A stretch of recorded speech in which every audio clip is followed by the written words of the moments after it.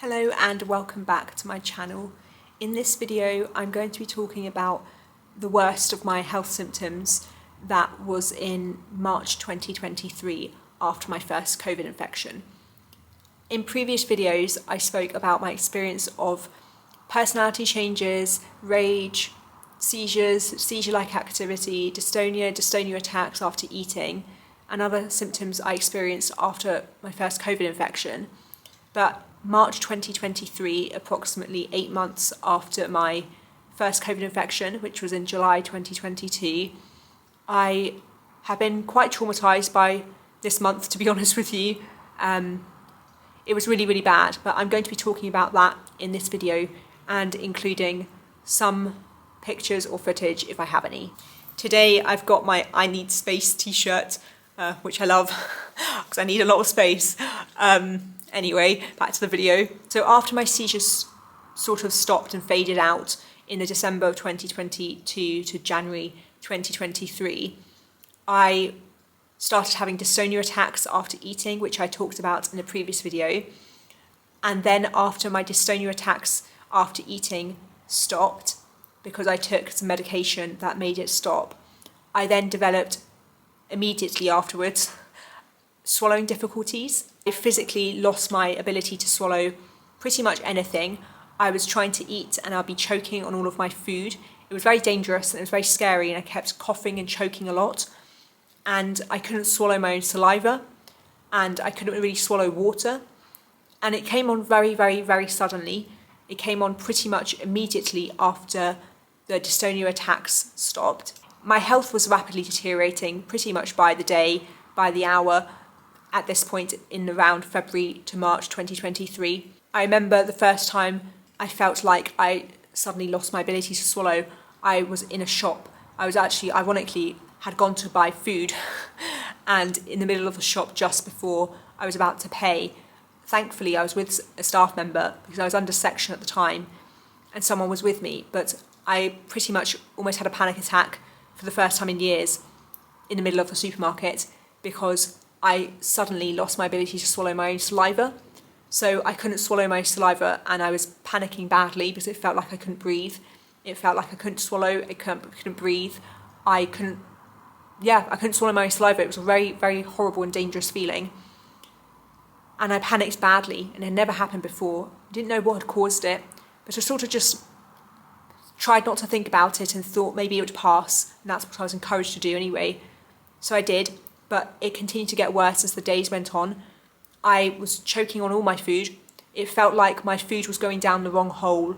It felt like it was going into my lungs rather than into my stomach. That's the only way I can describe it. It wasn't going into my lungs, but that's how it felt because it felt like I couldn't swallow anything. I explained to the staff that I couldn't swallow anything, and some of them believed me and some of them didn't. But I explained how I couldn't swallow anything and I was panicking, I couldn't eat anything. Now, not because of a dystonia attack, but because I couldn't swallow. And I was encouraged once again to try not to think about it and to think positively. And one staff member told me that if the mind wants you to swallow, then you will swallow, i.e. suggesting that this was in my mind and that if I just simply believed that I was going to be able to swallow my food, then I would swallow my food. Funny enough, that didn't work for me. There was obviously doctors and staff who did believe me and did think that something seriously was going on, but not everybody did. So because I was choking on all of my food and I was getting very, very scared to eat again because of fear of choking, not because of a dystonia attack or a fear of gaining weight, I wanted to eat so desperately. I wanted to eat, but I couldn't eat anything because I was choking. So I decided to put myself on a soft food diet, which involved lots of things like yogurts, porridge, custard, dessert pots, smoothies, soups, anything liquidy, anything soft. And that was better, but I still was choking and I had to eat very, very, very slowly, and I had to eat things by half a teaspoon because even half a teaspoon of yogurt was making me choke. I think the scariest part for me was not even that I couldn't swallow food, it was that I couldn't even swallow my own saliva. So it just felt like I couldn't breathe. I felt like I had to spit out my saliva rather than swallow my saliva. I actually went to A&E one weekend when this was going on, and I refused to go to A&E as much as I could, and we tried not to go there as much as possible just because there wasn't anything they could do to help me, and they kept dismissing me, and mentally it was making me very distressed and making me feel a lot worse, because I was repeatedly told that this was basically in my head and was to do with mental health, and it was psychological or functional, and that nothing was wrong with me, and I knew something was terribly wrong with me. They told me to simply keep waiting for my neurology appointment, which was at that point maybe 4 or 5 months away, and they just kept discharging me. So we try not to go to A&E and try to manage it ourselves as much as possible in the psychiatric hospital. But one weekend I had enough and I just couldn't bear it anymore, so I voluntarily went to A&E with a staff member, because I genuinely believed that food had gone down the wrong hole. It felt like, it sounds silly now, but the only way I can describe it is that it felt like it'd gone to my lungs rather than my stomach, and that is genuinely how it felt. I had choked on a pear and it was very uncomfortable. It just felt like my food had gone down the wrong hole. It felt like it had gone down into my lungs rather than into my stomach, which sounds silly, but that's how it felt. And the doctors, they did an x-ray of my chest and they just said, no, you're fine, there's nothing wrong with you. This must be because of your functional neurological disorder, dissociative disorder. I explained that I wasn't suffering from any dissociation. I explained that I didn't think this was functional neurological disorder and that something was terribly wrong with me. At the time, we didn't know it was from COVID, but I just knew something has gone really badly wrong. But once again, I was dismissed. And once again, I was discharged immediately back to the psychiatric unit. Same weekend that I developed a swallowing difficulty, I also developed a stuttering issue. When my speech was badly affected for the first time in this way, at least, it had been affected a little bit around the Christmas of 2022, where my speech became quite slurred after having seizures and my face would pull to the side, but this time it was different. This was severe stuttering. This was very, very, very severe stuttering, and it took me around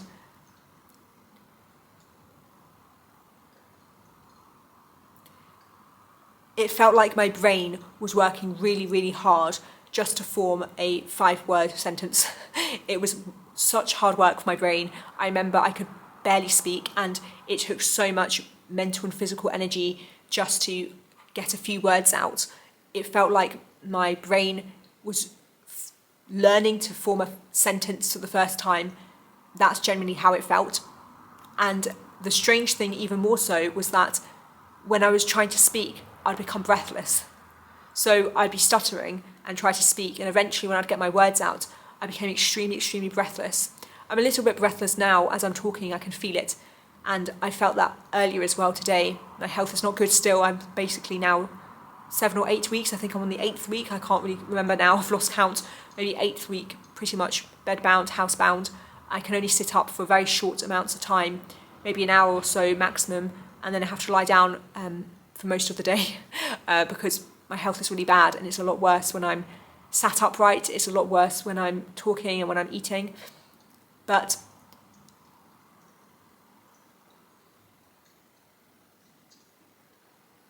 for some reason, that particular weekend, I had a very severe stuttering issue, and I became very breathless at the same time when I tried to speak. And I'd just been put on that medication, so for some reason, I thought that maybe it was the medication, because I didn't know that this had come from a virus at this point. We didn't know what had been causing this, but because I'd just been put on that medication and that this had pretty much happened immediately as soon as the dystonia attacks had finished, pretty much the next day I developed a speech issue, stuttering issue. So I thought maybe it was the medication. So I said to the doctor, I want to come off the medication because I think it's causing these stuttering issues. And I remember the nurse looked at me as if I was mad. He was looking at me as if I was mad, and he called the on-call doctor, and he was like, well, no, this isn't a side effect of that medication. They didn't know what was going on with me. I was told around this time that apparently the week beforehand, I was missing out words for my sentences, which I had no idea that I was doing, but other people had picked up on it, like my doctor had picked up on it, and my therapist had picked up on it, a few staff members had picked up on it, and they told me afterwards that I was missing out words for my sentences. So apparently I was missing out words like the or to or and. I just say the sentence without those words, but I hadn't noticed this. Around this time in the February of 2023,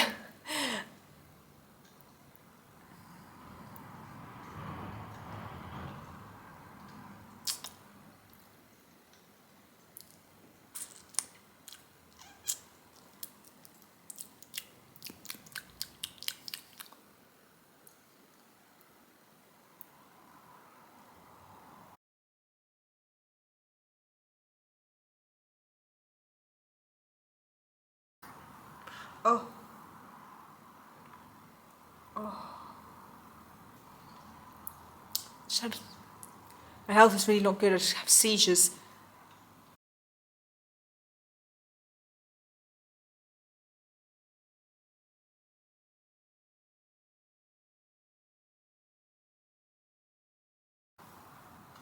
I keep having seizures.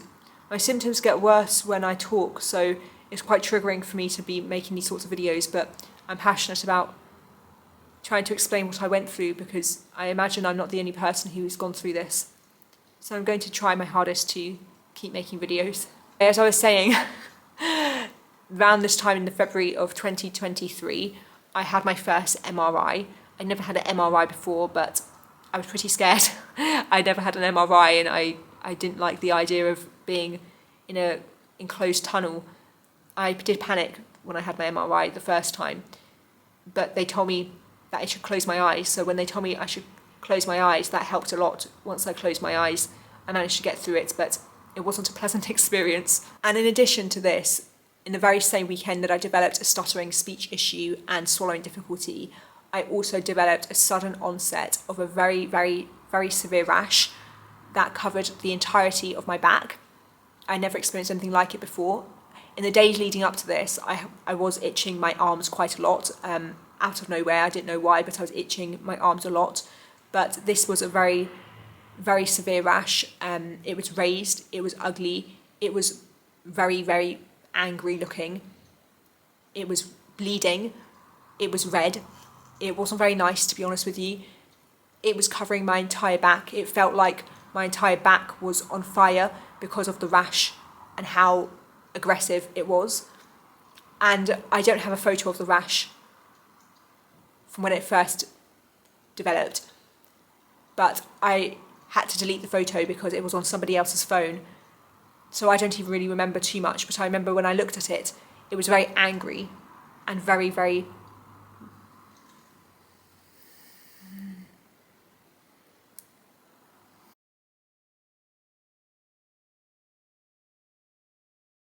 I remember when I looked at the...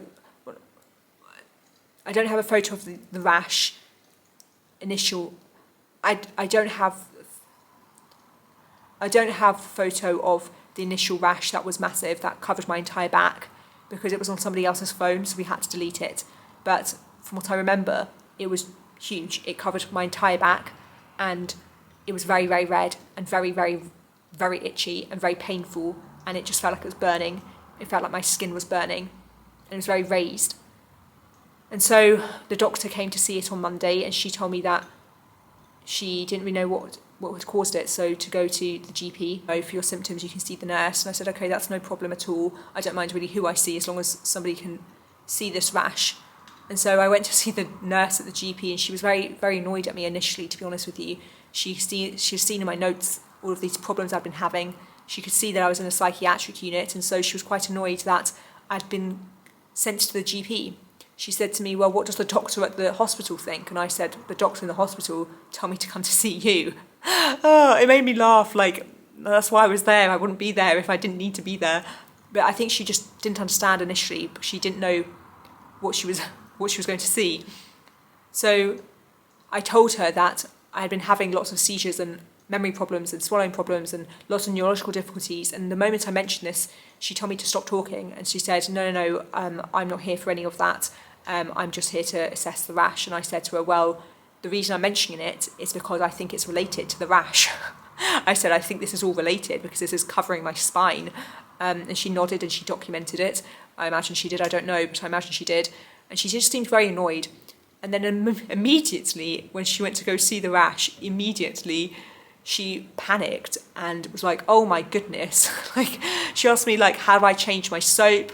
What had I been eating? Like, have I been changing any of my fabric conditioners, anything like that? I said, no, I don't use fabric conditioner. I just use standard soap. I haven't changed anything. I haven't changed any of my washing powders, nothing. But she was very, very concerned. And immediately she went to go get the doctor. Never in my life have I seen a doctor be brought into a room so quickly. At least for myself, I haven't experienced that before, where the doctor then panicked as well, and they were trying to figure out what was causing this, and they said, well, it doesn't really look like shingles because it's not got that shape or look or whatever, and they just looked very, very concerned, and they were trying to like figure out what was causing this, and they asked me again, have you changed your soap or anything? I said no, and I said I think it's connected to whatever's going on in my brain. And once again, they couldn't help me, and so they just gave me some standard cream and said if it doesn't go away within a week, when you put this cream on it, then come back and see us. And once again, I was discharged with nothing really. I put the cream on, but I think the cream really wasn't helping. I think it was just going away by itself. In the next few days, the rash had calmed down a lot. It calmed down a lot quite quickly, but it was still there. I'll insert the photo now of the rash that was on my back. It's the only photo I have. This was in February 2023, because I don't have a photo of what it initially looked like when it first appeared. We'll put a warning to say that you might not want to see what this rash was looking like. I don't know, depends on how squeamish and stuff you are. But for description, I would say that it's red and raised, and it's on a certain area of my spine, and it's quite angry. At least I think it looks quite angry. But this is a lot better than it was. This was covering my entire back when it first appeared, and it was far, far, far worse. This was several days later. So I'm going to put a trigger warning now, and feel free to fast forward a little bit so you don't have to see what it looked like if you don't want to. I'm going to insert it now. So that's what the rash was looking like. It wasn't great. I never experienced anything like it before. And the strange thing was, it was on a very specific area of my spine. And as the week went on, it calmed down, and so the rash was going away by itself, although we were putting a little bit of cream on it, but because it was going away by itself, I wasn't too strict on putting the cream. But it sort of left a scar, or some sort of like hyperpigmentation. I was told it was hyperpigmentation. I thought it was a scar, but apparently it was hyperpigmentation from the rash, and it like almost stained to my back for many, many, many months. It just continued to be there. And the interesting thing is that anytime I ate anything, which I now know is linked to histamine, but at the time I didn't, anything I ate anything, this rash on my back would flare up, and it would become very, very itchy immediately after eating. Like I would barely finish putting food in my mouth when the burning, itching feeling would return, and it would return only on that specific area where the hyperpigmentation was. The full rash never resurfaced, but it did flare, like it became very itchy and burning in that area where there was some sort of staining or hyperpigmentation. I'll insert some pictures now of what the rash was looking like in the weeks and months to come when it calmed down.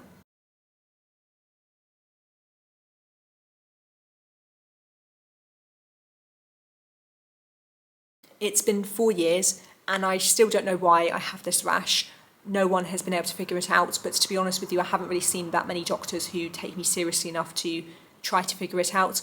I have seen 1 or 2 doctors who believe me and who care, but we haven't quite figured out why I have this specific rash on this specific area of my spine. The rash has calmed down a lot. I don't know, I haven't actually tried to look because it's on my back, it's hard to see, but I haven't tried to look. But when I took antihistamines for the first time, the rash went away entirely. It completely went away.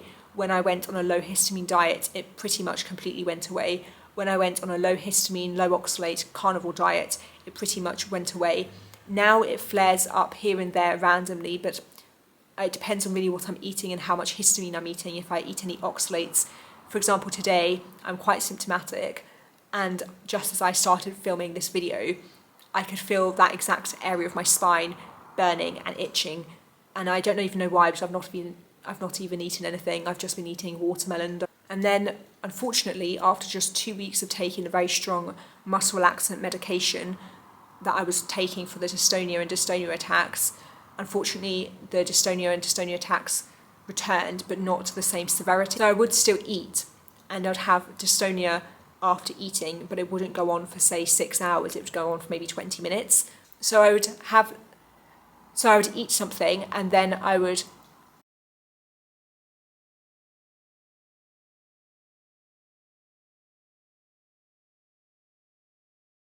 I keep having lots of seizures.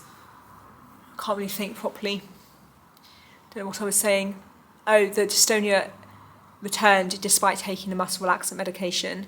After around 2 weeks, I would eat and I would experience dystonia. It wasn't as bad as before. I wasn't having 6-hour dystonia attacks, but I was still experiencing very, very small seizures this time. It was probably the first time I was experiencing very small seizures, and it was only maybe a matter of seconds, but it was still seizures and dystonia.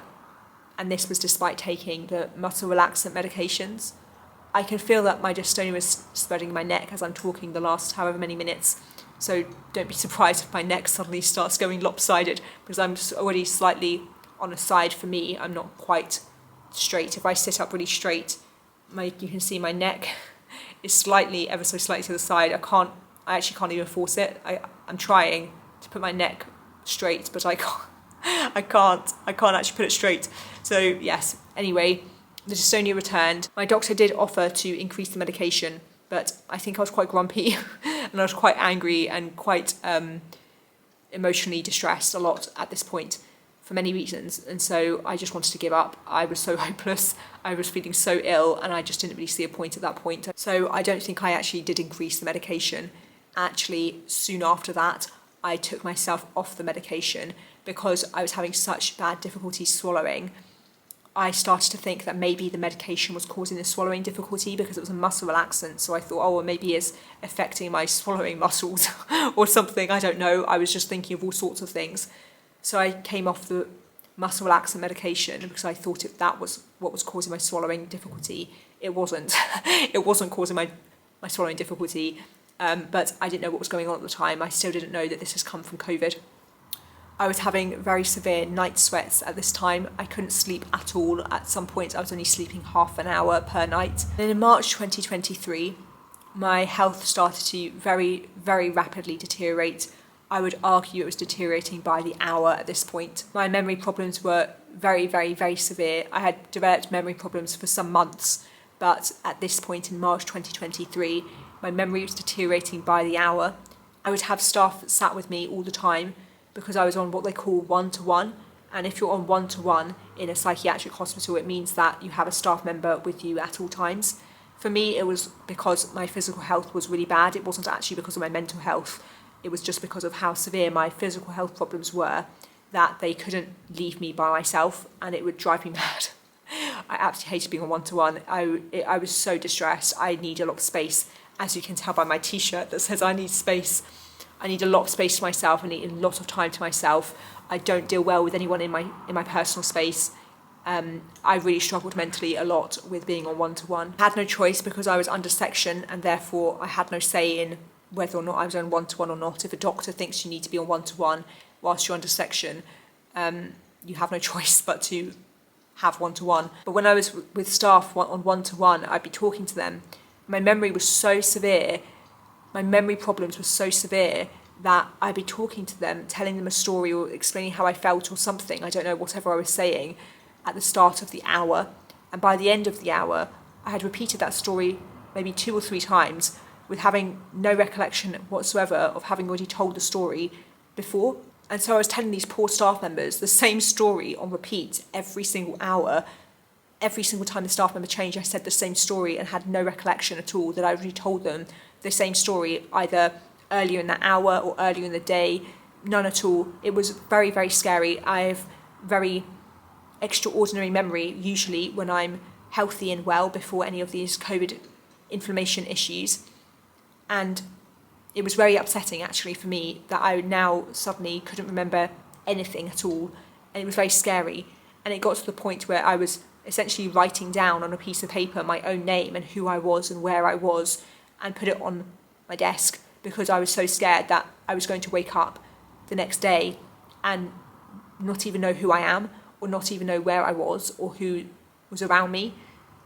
It was a very dark time of my life. It took me some time to realise how bad my memory problems were, just because the poor staff members, some of them were really, really kind and they felt really bad to tell me that I'd already told them the same story 100 times. So they were just staying silent and they would just politely listen to me. And then eventually I found out that I'd already told them the same stories a lot. And I said to them, no, you must tell me, like, please tell me if I've already told you the story because I don't know that I've already told you, and I need to know if I've already told you, because I need to know how bad my memory's getting. But bless them, they were very polite, some of them, and they didn't ever tell me anything. They sat and just listened to me go on and on and on with the same story a lot. I think I might end this video here now, because I don't know how long it's going to be, and I'm feeling quite unwell as usual. I've got some very bad sharp pain at the base of my skull, my neck. I've got very, very bad neck pain the last 2 months that I've basically been in bed, and just generally not very well at the moment. So I'm going to probably make another video on the rest of this story of what happened to me in March 2023 in my next video, and I will talk about how an antihistamine saved my life in that video and how I started to get better, at least initially, not permanently. Obviously I'm still ill 4 years later, but the initial acute stage of my illness, I actually got better because I took a mast cell stabilizer or an antihistamine. So I'm going to talk about that in my next video. Okay, bye.